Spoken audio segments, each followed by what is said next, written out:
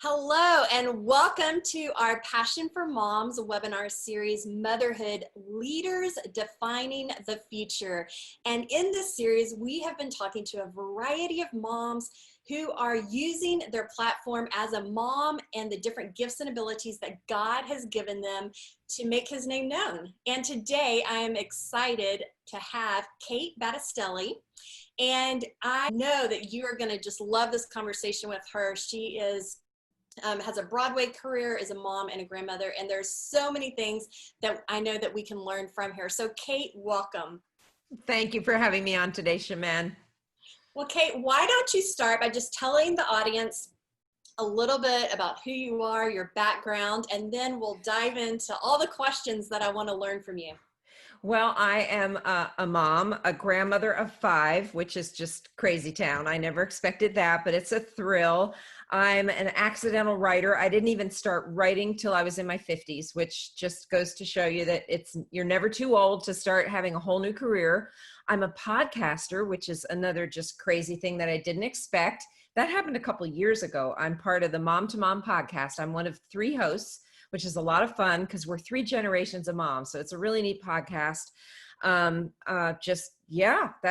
a little bit about me. I was back in the day, way back in my 20s, I was in the Broadway music theater world until I met the Lord. And then after I did that for a few years, I met my husband, we got married, we gave our hearts to the Lord. And then he said, lay that career down and walk away from everything you know and love into a whole nother world. And we can talk about a little bit about that later, but yeah, that was a whole other part of my life. Well, I see behind you your book, The God Dare, and it kind of outlines your story of just choosing God, right? In all the different areas that he has asked you to say yes to. Is that right? Give us a little bit of an overview. Yeah, actually, The God Dare is my second book. Yeah, Okay. my first book was called Growing Great Kids. That came out in 2012 in my 50s. Okay. I'm now in my 60s. Growing Great Kids. Yeah. Growing Great Kids was a big God Dare. And that's kind of what gave me the idea for this book, The God Dare, because I wasn't a writer. It made no sense for me to write books. I always loved to write. I loved English. You know, I took all those classes in high school and loved writing, you know, taking the advanced English classes and loved to write, always journaled, always did things like that. Whenever I'd write a card or a letter, my husband said, "You write such good letters. You should do more writing." But I just never pursued it. And I didn't graduate college. Well, I went to 4 colleges in 2 years, and I didn't graduate from any of them because it just wasn't my passion at that time. I really wanted to be on Broadway. I wanted to sing. I wanted to act. I wanted to do that. But later on in life, after our daughter had graduated and gone on, our daughter is Francesca Battistelli. In case you don't know, if you listen to Christian music, she's done really well. She's been on the radio and all that. So she's an amazing artist. She is. I don't even know how that happened, but you know, God did that, and she's our only child.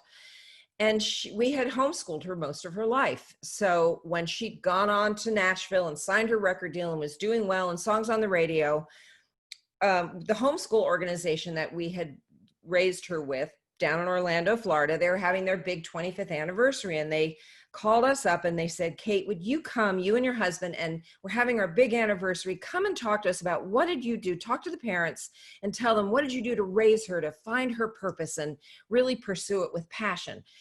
And will you come and speak in a couple of weeks?" And I said, "Well, sure, we'd love to come and talk." And I got off the phone and I looked at my husband and said, "What the heck did we do?"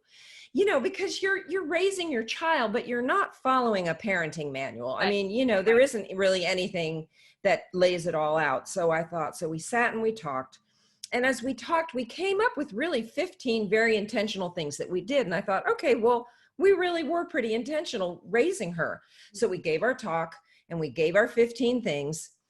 And the next day, the talk went great. And the next day I was just worshiping and thanking the Lord. And as I thanked him for those 15 things, as clearly as I've ever heard the Lord speak in my spirit, and I don't hear him very often, but every now and then he'll speak. And I heard him say, "Those are book chapters." Wow. And I said, "Lord, do you remember that I didn't graduate from college? I don't have an English degree. Who's going to read it? there's no way to get it published. I have no platform. I have no following. Like, I gave God every single excuse in the book. And I just kept hearing him say, those are book chapters, over and over. And I was just like, oh my gosh, this is crazy. I mean, it made no sense. But I found a friend who was a writing coach, which I didn't even know that was something that existed. And I called her up and said, okay, meet me at Panera, because I've got to show you this idea and tell me that I'm crazy. Of course, because, you think there's no way this has to be my imagination. This can't be God. Right. But I showed it to her and she said, no, this is a great idea. I love it. You're going to write it and we're going to get it published. And I did. And I got it published. I mean, it made no sense. But afterwards I thought, okay, God, you dared me, didn't you? You triple dog dared me to step out way outside my comfort zone, do something completely crazy. It just didn't make any sense at all. But I stepped out and I did it. And that's when I realized you were daring me. Okay, if you did that to me, that has to be in scripture. It has to be in the Bible. And I started reading the word and reading the different Bible heroes that we know and love, and just looking at them through that lens, through the different ways that God calls people. And I look at it more like a dare than a call. Like Abraham, leave everything that you know and love, leave it all behind and go to a land that I'll show you. I'm not going to tell you where to go. I'll show you. You just follow me. And Abraham does, and God accounts it to him as righteousness. And you just go, he changed the world. So my basic theory is that we have to choose to be chosen to change the world. That when we step out, when we choose that, it changes everything. It changes us, but we have to have the courage to step out, because it's going to take work. It's usually going to be hard. It's going to take us out of our comfort zone. It's not going to be easy. Was it easy to write a book? No, it was hard. It took me time. It took time to sit down and write, to think it through, to edit it, to throw out the stuff that was bad, to have somebody look at some of it and say, no, this is junk. You got to throw that part out. This part's good, but we're going to rewrite it. You know what I mean? That it takes time to write something that's good, and to have some other people look at it and edit it and take what you've written and take your heart and say, yeah, no, that part's not good. But that's okay, because you want what you've done to be good and to be helpful to other people. So I just started seeing it all through scripture, and I thought, all right, I've got to write. So I wrote a little blog post called The God Dare. And a friend with this publishing company for my first book said, you need to turn that into a book. Wow. So I ended up doing that. Now, the first book came out really quick, the Growing Great Kids, which was my first book, which was a parenting book all about how we raised our daughter and those 15 things that we did. That came out really fast. The second book took 8 years. So sometimes, it takes a little bit longer, but because there were things in the second book, I wasn't willing to put everything in there that God wanted me to put in. He dared me. There were some things that he was daring me, parts of my stories, some of the ugly parts of my past that I didn't want to talk about. It took me more than 4 decades to put some of that stuff in. But, finally I was willing to talk about some of those things. But, but the neat thing about taking a God dare, when you do it, you can call yourself by another name. Because now, because I took God's dare to write a book, I can now call myself an author, which makes no sense. It's crazy, but I've written 2 books. Who would have seen that 10 years ago? I would have said, you're crazy, Shaman. There's no way that I would be a writer and a podcaster and being on this podcast with you. I mean, it just makes no sense, but here I am, because I stepped out. I came out of my comfort zone, did something crazy. So, when God is daring you and telling you to do something, just step out and do it. I love that, Kate. And I love how you were able to just verbalize how, we can read scripture and we can see that Moses was scared and he gave God excuses, and he's like, okay, I'll give you Aaron to talk for you. And so you see scripture of how it's all laid out, but I love your perspective of how that applies to each one of us. God's the same yesterday, today, and forever. And the God who called Moses and Abraham and Esther, he's the same God who calls us. And we have to be willing and open hands and say yes. There's so many applications that I know apply to moms, but I want to just take a moment and back up just a little bit and just kind of hear a little bit more about your story, because I feel like as I looked at your book, when you looked back over your story, you saw how there were multiple God dares in your life of playing out. And so just start kind of at the beginning and tell us, you know, you're in New York, you're on Broadway, you're across from Yul Brynner, which is a big deal. And so I know we love the arts and we love, you know, the Broadway industry. And so you're doing something which seems very successful and enjoying. So just kind of take us through how you were called out of that and how you came to know the Lord, just, you know, before we dive into kind of how this applies to each one of our lives. Well, you know, this is back in the early 1980s. 1981, I was a young actress in New York City. I was 26. I went out as the understudy on, there's a big national tour of The King and I. And hopefully everybody's seen The King and I starring Yul Brynner. He was in the original movie back in the 50s. Well, this is the 1980s, so he's getting kind of old. But anyway, he took this big national tour out, which means you're going all over the country, traveled to all the big cities back then. And I went out as the understudy for the leading lady, for Mrs. Anna. And I thought, well, this is great. It's a great credit. I get to go out. I'll never get to go on, because understudies are basically, you know, they're an insurance policy for the producer, Right. just in case something ever happens. And I thought, well, okay, but you still know your part. You rehearse all the time just in case. Well, my just in case happened about 2 months into the run of the show. I walk into the theater one night, and I remember this is before cell phones, before computers. There was none of that existed. I'd been out shopping all day with the girls. I come in at 7:15 for an 8 o'clock show. The producer runs up to me at the stage door, grabs me by the shoulders and says, "She's sick, you're on." And Wow. I mean, what do? You in that moment, you learn you're going to do it afraid. I had 45 minutes to get ready to go whistle a happy tune on stage. Never having worn the costumes, never having handled the props, never having done a scene with Yul Brynner, who is a huge iconic star in those days. I mean, he was pretty terrifying. It's a 3-hour show, and I'm on stage for about 2 hours and 45 minutes. So I got ready. I went out and did the show. I was terrified, but you know, you do it. And I got through. I did it for about 2 weeks. And the leading lady came back to the show because she got better. She had pneumonia, but she got better. And I went back to the chorus because that's what you do. And I thought, well, that was a great experience, but okay, now I'm back on the chorus. Well, a couple months later, the producers came to me and said, we've bought out her 2-year contract and sent her home, and we're offering you the part.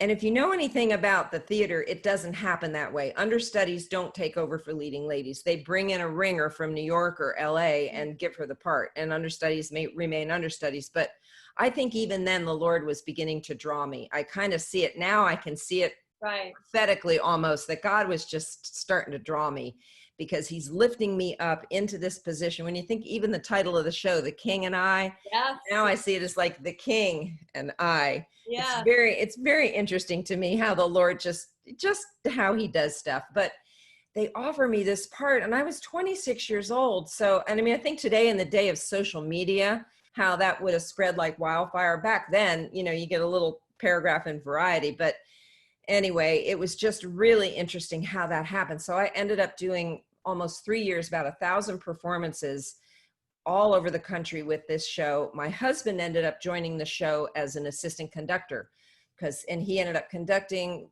he was with the show for about a year. We ended up getting married in 1983. He went off to do some other shows, conducted on Broadway, Radio City. We were in New York doing our careers. And then we ended up meeting the Lord, giving our hearts to the Lord. A year later, had our daughter, still living in New York, pursuing our careers. But then as we continued to pursue the Lord, we started feeling uneasy about this life that we were leading. And we just thought, something doesn't fit anymore. Something just doesn't feel right. And we didn't understand what it was. So we got some good counsel from mature Christians, from people that knew more than we did, that could explain to us what was this that we were feeling. And it was just this unease, this the Holy Spirit was saying to us, you know, this is not the path that I have for you. So after we got some good counsel and lots of prayer, we realized God was telling us, this isn't the life that I want you to lead. I want you to move out of New York, out of this industry, and kind of like Abraham, into a life that I'll show you. I'm not going to tell you, I'm not going to lay it all out for you, but just obey, move away, and I'll show you step by step. And he did. So we moved out of New York into a home business, homeschooling, moved back to New Jersey because that's where we both were born and raised. Well, not born, but raised in New Jersey, and then eventually down to Orlando, where we raised our daughter for most of her 20 years, and then we're now in Nashville. But we were there for a number of years, so it was just really interesting. And I would not trade a minute of it. I wouldn't go back to that world. Well, Broadway's closed right now with COVID. I don't know when it will reopen, but it's just really interesting how the Lord works. He knew exactly what we needed, and that was not the life for us. He needed to get us out of that. And I think a lot of it was where he was taking our daughter. He needed us to be out of that world, but at the same time, all the experience that we'd had in the entertainment industry, we were able to help her navigate where he was taking her. My heart, I just wanted to be a Broadway star. I wanted to win a Tony. I wanted people to think that I was all that, that think that I was wonderful. And God was like, no, you know what? It's the next generation. It's not you. Because we think it's all about us. God is always looking down the generations, Right. So, but another thing that he's taught me is that our ceiling will become our children's floor if we let it. And we've seen that in our life so often with her, and it will be the same for her. Her ceiling will become her children's floor, because I'm already seeing that with her kids, with the gifts in them. It's really interesting. So he allowed us to use what we learned in that world to help her navigate where he was taking her. It's been really interesting. That it's so amazing when we can look back and see the hand of God in our lives, and how he's directing and moving us, and our willingness to have to say yes, because a lot of times, it is unknown of what that next step is. And it can feel really scary too. It can feel very scary to say yes. Even how Passion4Moms got started was in a season of my husband not having a job, in between jobs. And it was, you have nothing and you have to say yes with nothing. And so it's just really interesting to see how when we say yes to God, it's a beautiful path, but there's a lot of unknowns. And so that God dare is definitely the willingness of our heart to always follow him. I'm thinking about all the moms that are listening who, maybe have something burning within them, of whether it's desiring to be, in your case, in your early years of being a Broadway star, having something that's, a passion of theirs, or maybe they're also in a season of just everything feeling uprooted, and especially in the season we're in right now of God calling them to something new. What would you say to those moms who are in those in-between seasons of having to step out in faith? Because oftentimes it's easy for us to look back and say, oh, it seems to all work out, but there's a lot of twists and turns, and we can feel sick to our stomach sometimes on the journey. So how has that played out for you? I really think it's just a matter of timing. God is all about seasons, and you'll know when the season's right. Because if you've got little ones at home, but you're dying to bust out and do whatever it is that God's calling you or showing you that you're going to do, you're going to know when the time is right, because it just may not be the right season right now. Or it may be the right season, but you've been afraid to step out, and maybe you just need that little kick in the behind to get out and actually start doing it. Maybe you've been too comfortable in your comfort zone. It just depends. But I think a lot of times it's just, we're so eager to step out and do it, but it's just not the right timing. We really have to wait and just pray, ask the Lord to show you when the time is right, because if you're out of his time, then it's not going to work out. It will fail. And then you'll think you're a failure, but it's not you. It's just that the time wasn't right. You have to wait his times. He's all about times, the seasons and the times. He just is. All seasons are constantly changing. So just wait for his timing. It's Ecclesiastes is all about the times and the seasons. Take a quick glance at Ecclesiastes, read through it again.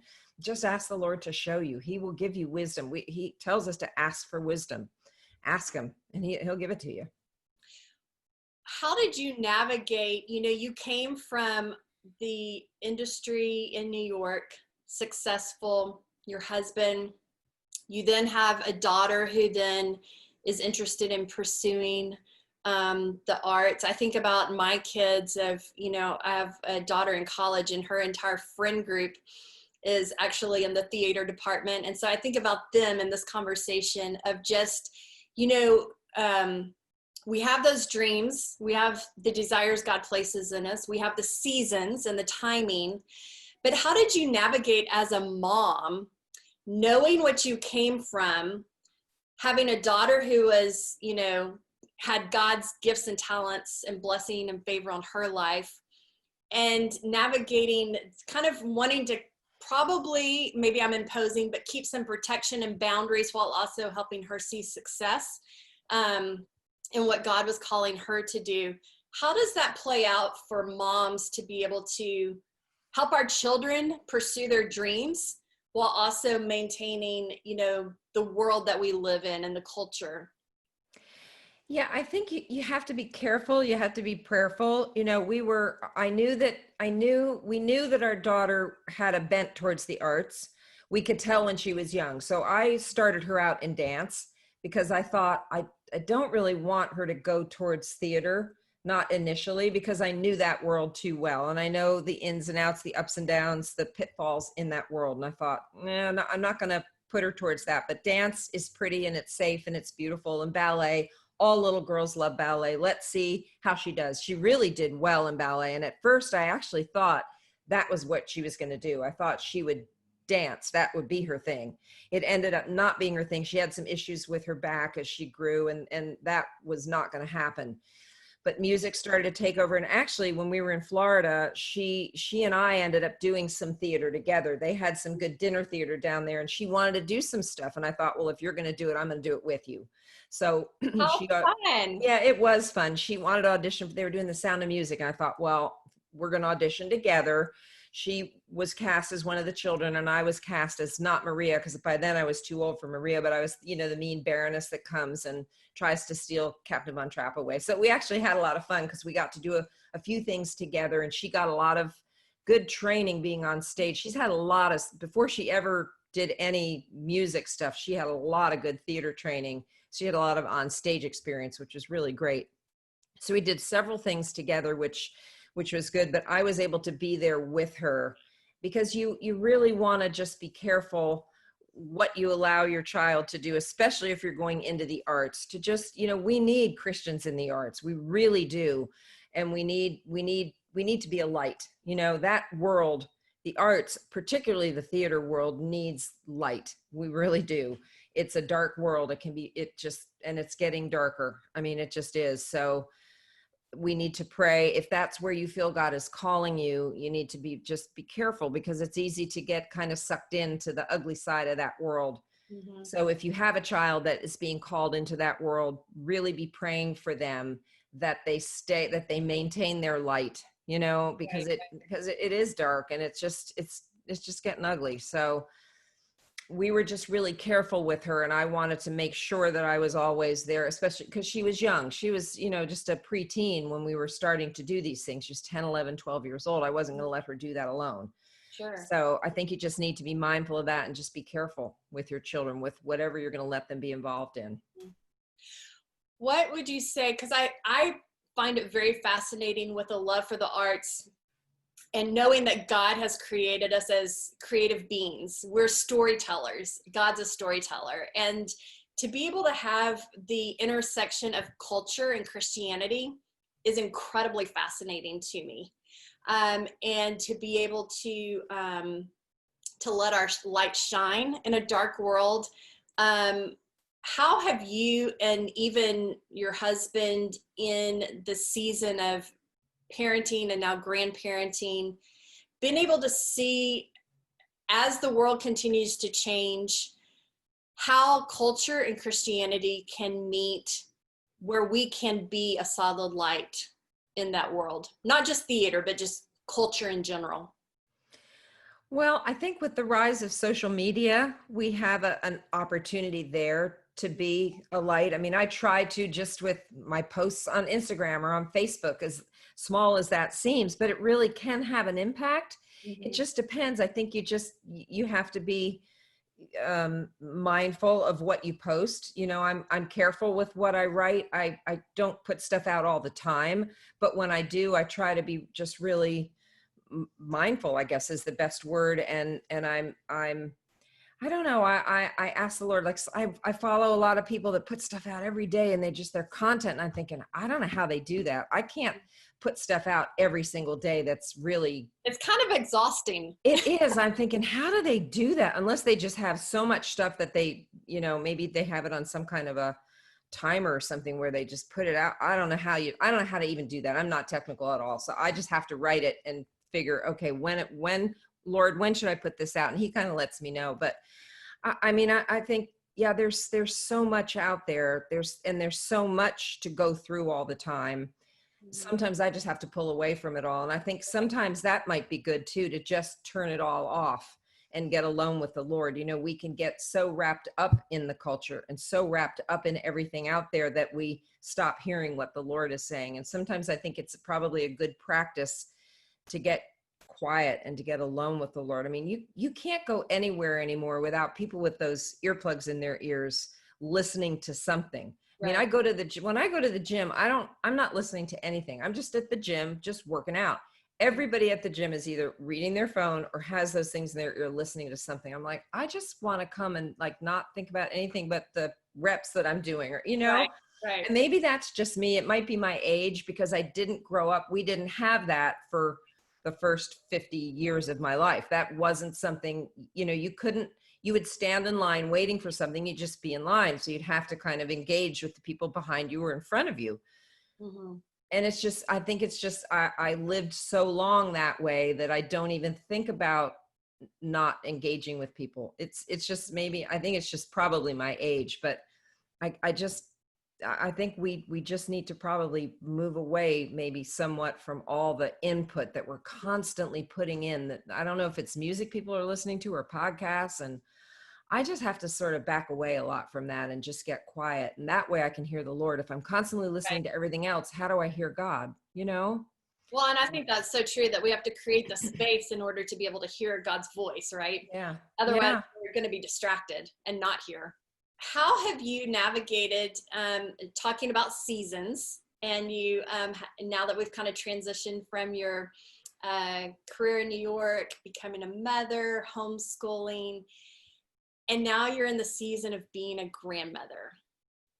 How would you say, I love the analogy about that our floor becomes their ceiling, or did I get that Our back? ceiling becomes their Our floor. ceiling becomes their floor. As soon as I said it, I knew I said it wrong.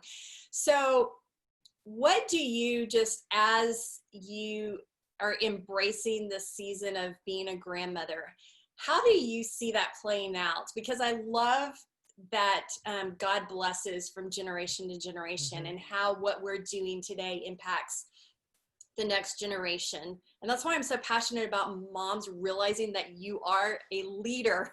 You are raising up the next generation. You're raising up the world changers. And so what we do as moms matter. How have you seen that play out? And what is just your heart for, as you're watching your grandkids grow and what you've experienced in life, the wisdom, but also what you see God having for them as these new little world changers in the world today? You know, it's just, I just look at them and think, how did I even deserve to have them? You know, I'm just so shocked that I get to have grandchildren, because so many women my age that don't have them yet. And they look at me and they're sad, you know, that yeah, my kids don't have any kids yet. And my heart breaks for them, because I feel so enormously blessed that I have 5. And I don't know if my daughter's done yet. I hope not. I mean, because, you know, she's my only child. So I'm like, well, keep them coming. As far as I'm concerned, keep them coming. And I don't know what their plans are, but I mean, it's such a thrill. And I know God is so generational the way he thinks. The Bible is so filled with things about the generations. We think it's all about us. And I tell people all the time, God is thinking about your great grandchildren. He is so far down the road, and you think it's about you all the time. And he cares about us. Of course he does, but he's always thinking about the generations, you know, and we need to be thinking that way too. we've got to get our eyes onto the generations beyond us and be thinking of what's the legacy that we're leaving. You know, Right. a good person leaves an inheritance to his children's children. We have to be thinking that way. So I'm grateful that we're able to do that for our grandchildren, and hopefully be able to see our great grandchildren if you know, if God allows us to live that long, and to, Right. unless he returns. I kind of hope he returns before then, but we don't know his timing. But I mean, to me, it's just, I look at it and I'm just so blessed and blown away by the fact that I even get to have these grandchildren. You know, it just, my husband and I just sometimes look at each other and go, how do we get this? You know, how were we allowed, especially with the past that I have? I mean, I've not talked about everything before theater. You know, it was pretty ugly. I tell people I pretty much broke every commandment that there is to break. Most of them, not all of them. There are a couple that I couldn't have broken because I wasn't married yet, but I broke pretty much every other one. So I think about that, you know, and so many women I know will think that I can't take God's dare. I can't do anything for the Lord because I messed up too much. And I think that is such a lie from the pit of hell. Right. There is nothing. If you've repented and God has forgiven you, that's nailed to the cross. There's nothing that you've done. I mean, I talk in the book, you know, about, I had an abortion at 18, which I didn't talk about for 46 years. You know, I was afraid to talk about it. I told my husband and maybe two other people. I didn't even tell my daughter till right before my book came out, because I was so scared what she'd think of me. And she loves me no matter what I've done. You know, she was very gracious and fine about it, but I was terrified to tell people about that part of my story because I thought they're going to think less of me. And I was so afraid to ever put it out there until God dared me. He said, you need to put this in your book. There are women that need to be set free from this, because they're women just like you from the 70s, when it was before Roe v. Wade, before it was ever signed into law, back when it wasn't a thing that you celebrated and, you know, raised your fist and said, yeah, this is something that I did that I'm proud of. This was back when it was still shameful, back when it was still something that filled you with guilt. There are a lot of us women in our 50s and 60s that think this is something I can't be forgiven for, but you can be. And it holds a lot of women back. And I'm done with it. I'm done with women feeling like you can't go on with God, or you can't do that thing God's asking you to do because of that sin, or some other sin, some other thing that you've done that you think it's the unforgivable sin, or it's, you know, I've messed up too much. There is nothing that you've done that God can't forgive you of. And there's nothing that you've done that you can't, there's just nothing that you've done that you can't be forgiven of if you've asked for forgiveness. You know, he's nailed that to the cross. So I'm so over the enemy using that stuff to hold women back, to hold anybody back, but particularly women, and particularly that sin. That's so good. So powerful. One of the things just in motherhood that, you know, it sounds like even with your first book that maybe you didn't go into it being intentional, but in retrospect, you were very intentional. I'm extremely passionate for moms to be intentional in how we parent, recognizing that we have opportunity. And so because we have opportunity, then how we parent matters as we're raising up children who know the Lord and pointing their hearts to Jesus at an early age. As you look back, what would you say that was helpful to you in being intentional as a mom? And then now, how are you intentional as a grandmother?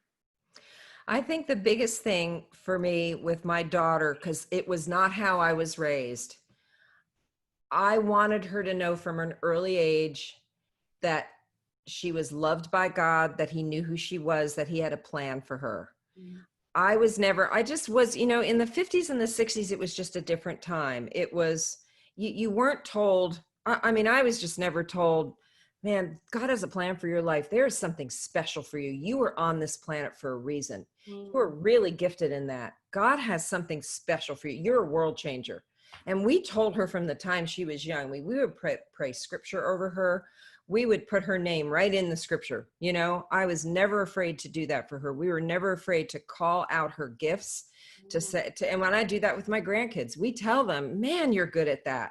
They're building their Legos or they're playing with stuff. Or one of my grandsons is a really good singer at 4 years old. I mean, he will know the words to the songs and has great pitch even at 4 years old. And we're just like, man, you sing great. You know, so when we notice the things about them that they do really well, we tell them, and we, you know, and I think that's really important to do, to let your kids and your grandkids know what they do very well and what you see in them that's good and that's admirable. Because that just, you know, it's just, I don't know if it was just my family or how it was back then, but I just wasn't given that. And I had to figure it out. I think that's one of the reasons why I got off on a wrong path, because I was looking for love in all the wrong places. Seriously. I mean, and I had to find a boyfriend, you know, all that kind of stuff, and just went down a wrong path because I kind of had to just figure it out, lift myself up, go search it out on my own. I mean, I was never even really told that I could sing very well, and I knew I was a good singer.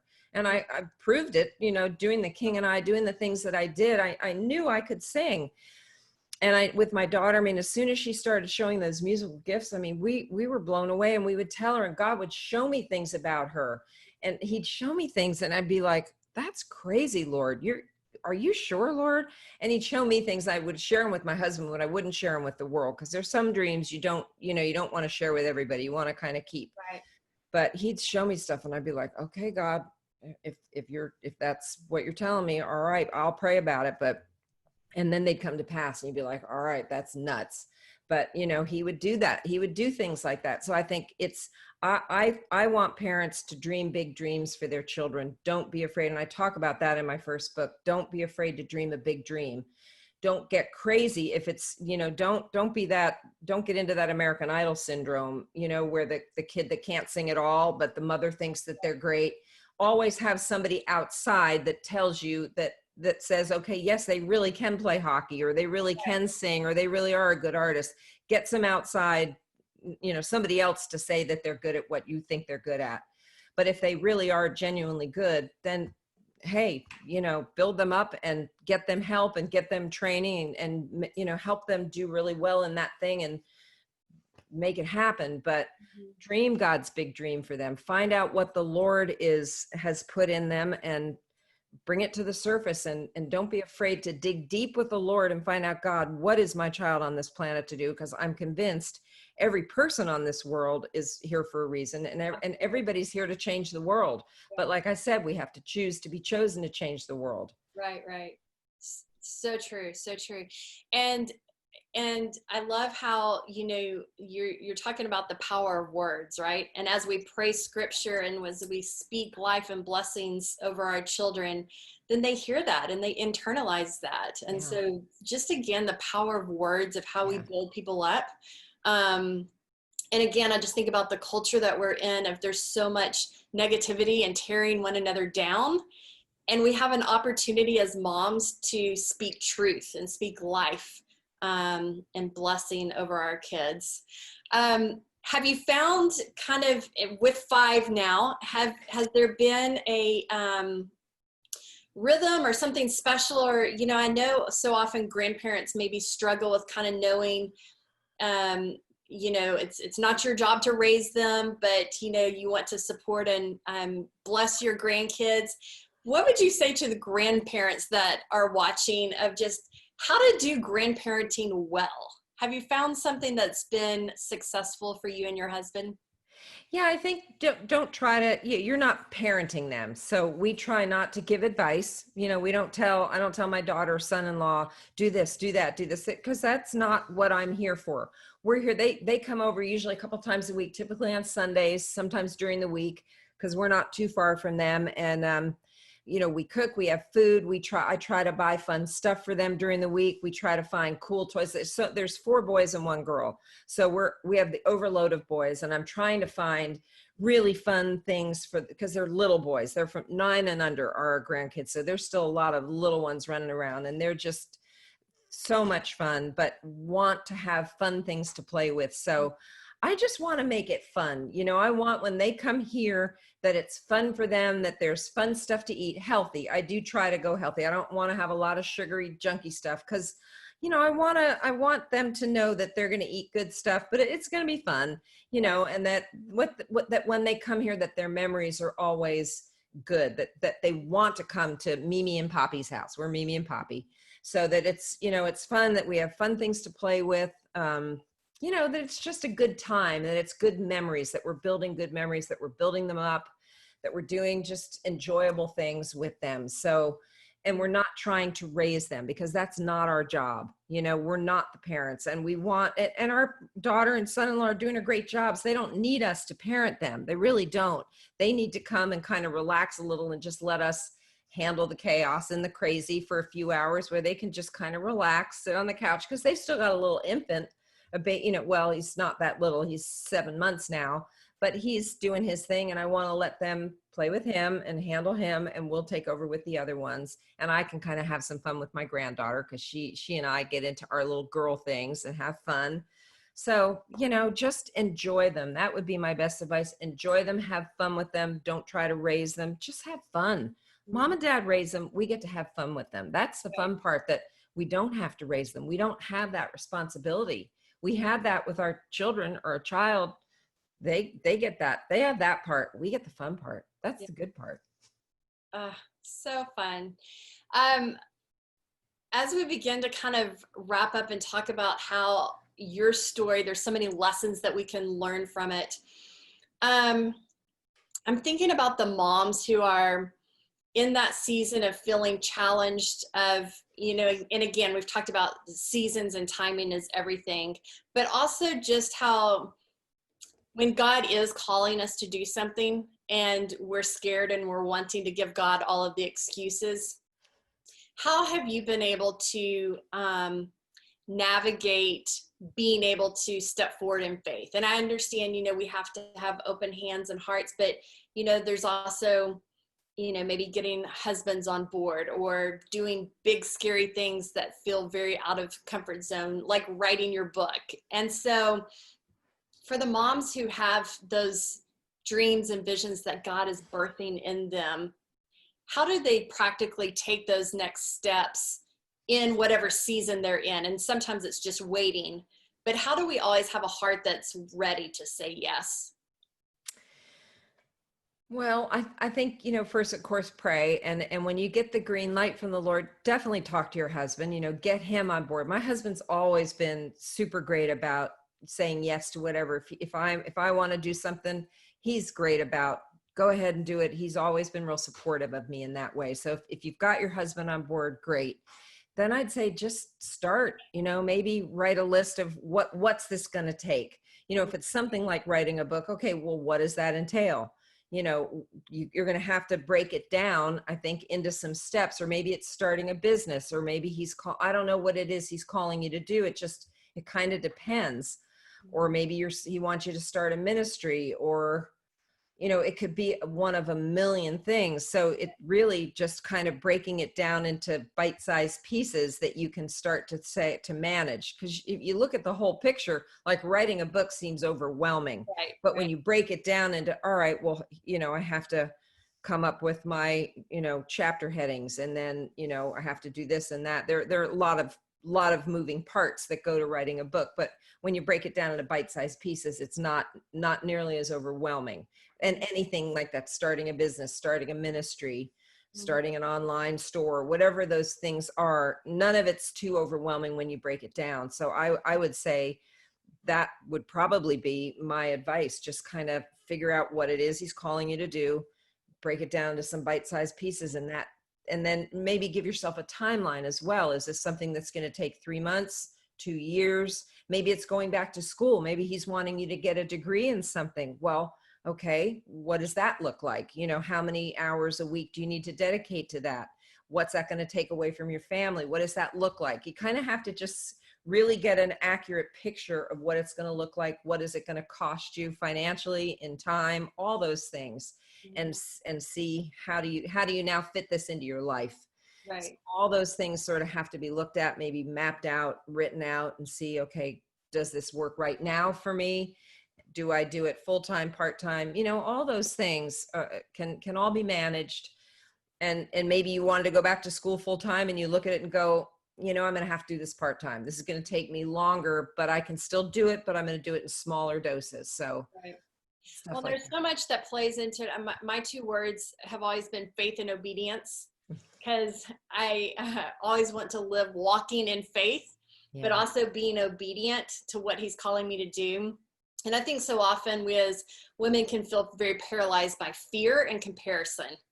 And when we walk in fear of the unknown, because oftentimes saying yes to God, there's a lot of unknowns, then fear paralyzes us.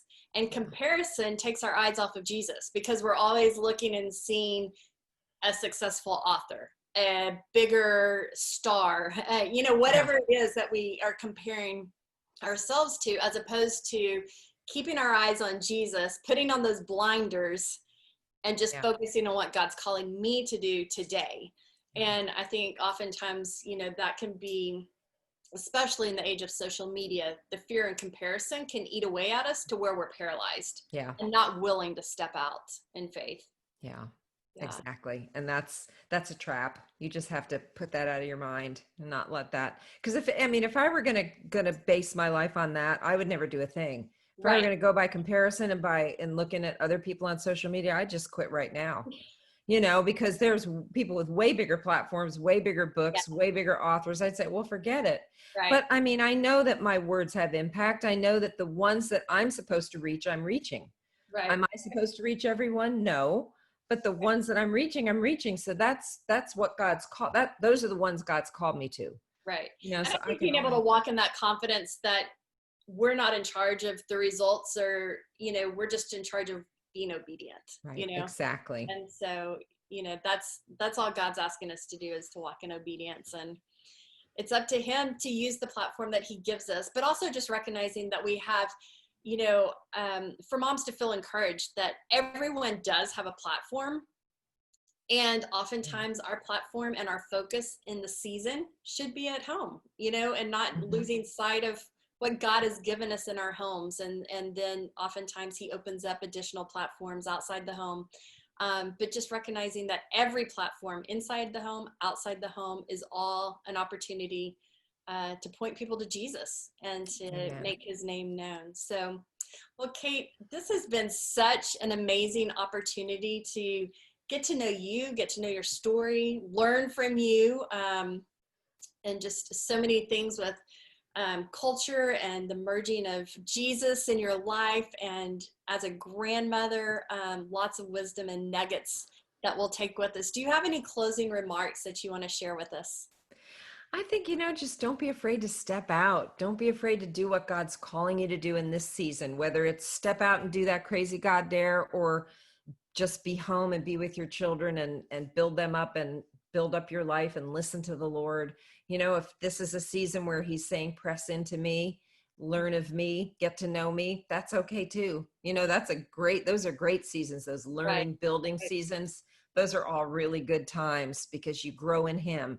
So don't despise the day of small things, the day of small beginnings. Those are great seasons in the Lord. So I would say that, and just, if he is calling you to step out, do it. Don't be afraid. So good. Well, Kate, thank you for joining us. Thank you for sharing all that God has done in your life, and you do a wonderful job of shining him so brightly. So thank you for sharing your life story with us. Thank you for having me, Shaman. It was a treat for me to be here. Thank you.